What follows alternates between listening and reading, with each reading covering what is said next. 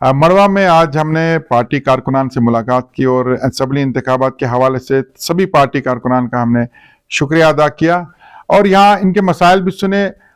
यूं तो इलाके में बहुत सारे ऐसे इश्यूज हैं जिनको लेकर के यहाँ लोगों को मुश्किलात का सामना करना पड़ा है, लेकिन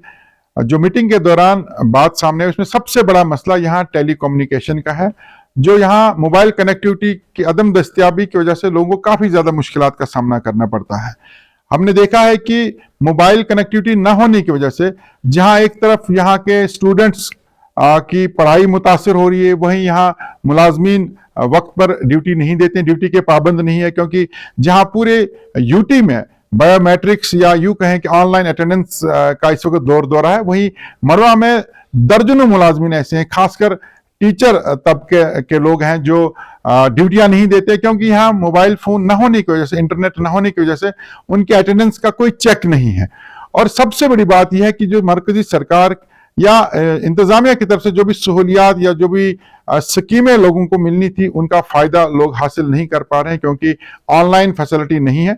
इस हवाले से देखा गया यह है कि जियो कंपनी जो है उसने जगह जगह टावर इंस्टॉल किए हैं, लोगों की जमीनों पर जबरदस्ती टावर इंस्टॉल किए हैं, लोगों की जमीनों से केबल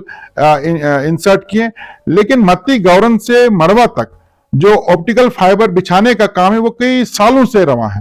और उसे सुस्त रफ्तारी से किया जा रहा है, जिसके लिए टेलीकम्युनिकेशन कंपनी जियो के साथ साथ वो ठेकेदार, वो कंपनी जिनको ये केबल बिछाने का काम दिया गया, वो जिम्मेवार है। यहाँ के लोग बाकी जगहों की तरह बराबर वही रिचार्ज अपने टेलीफोन का करते हैं, लेकिन उन्हें सहूलियत नहीं मिल रही, जिसको हम डेफिशिएंसी ऑफ सर्विस कहते हैं, नेग्लिजेंस कह रहे हैं, जिसके लिए उन्हें जो है वो अदालत में भी घसीटा जा सकता है। उसके साथ साथ जो लोग सरकारी स्कीमों से फायदा हासिल नहीं करते हैं या मुलाजमीन ड्यूटी नहीं देते हैं या बच्चों की पढ़ाई मुतासिर हो रही है, इसका सारा जिम्मा भी उस टेलीकॉम कंपनी और उन ठेकेदारों के सर जाता है जिनको इस काम का ये काम अलॉट किया गया है, ऑप्टिकल फाइबर बिछाने का काम किया गया। लिहाजा मेरी इंतजामिया से गुजारिश रहेगी कि एक बड़े पैमाने पर इसकी तहकीकात की जाए कि आखिर कौन लोग हैं जिन्हें मती गौरन से लेकर मड़वा तक ऑप्टिकल फाइबर बिछाने का काम दिया गया और वो काम सुस्त रफ्तारी से कर रहे हैं। इसमें करोड़ों रुपए का खुर्द बुर्द हो रहा है और R&B के हवाले जो रोड मती गौरन से मड़वा तक की रोड है, इस रोड की हालत को भी खस्ता किया गया, इसकी कोई रिपेयरमेंट नहीं हुई।